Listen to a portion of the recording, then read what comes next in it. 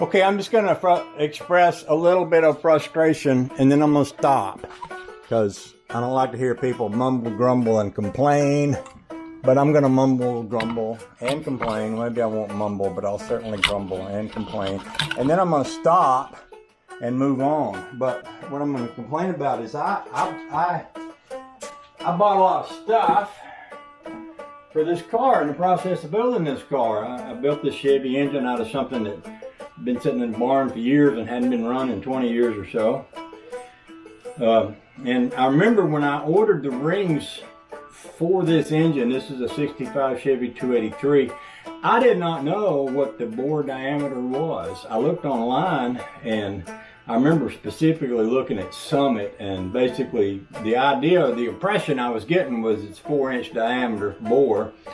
And I put in the year of the engine, the make of the engine, and all the details, and brought one up, and I ordered it, thinking that this is going to work because it says it will right here. Well, I got my rings, and they didn't fit.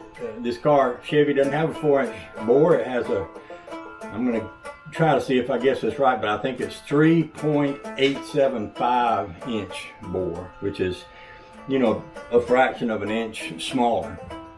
So I went over to Jegs and ordered my rings, and they came very quickly and they worked fine, and I was happy. And I said, I don't think I'm going to order anything from Summit again, because when I went and looked at returning them, it looked very complicated to me, and I really couldn't get a person on the line. And I was thinking, well, the money I'm going to spend for shipping, I'm going to lose anyway, so I'll just put them on a shelf, and someday I'll rebuild the 350. But then the other day, one of these plug wires pulled out of the end, and it shouldn't have, I didn't think, but it did.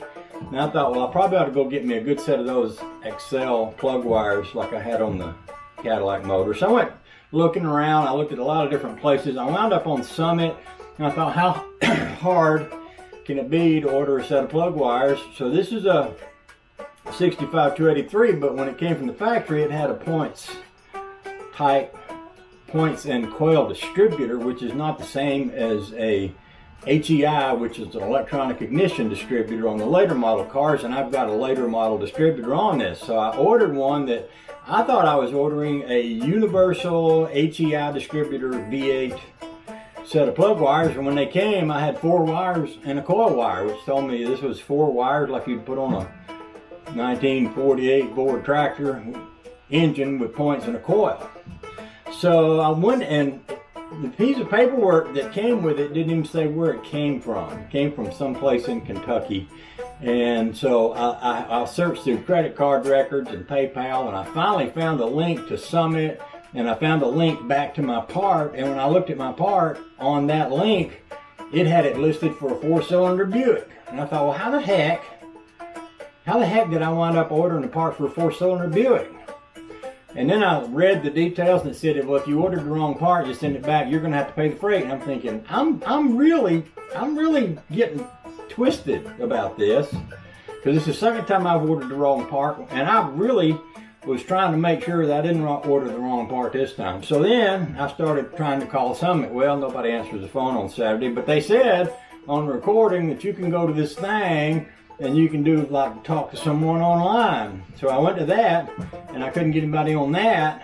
And then it said, if you call Monday, you can talk to us. Well, Monday I'm going on a camping trip. I'm not going to be here. So, I mean, the more I went, the more bent out of shape I was getting. And that's not like me. I'm usually pretty cool and calm.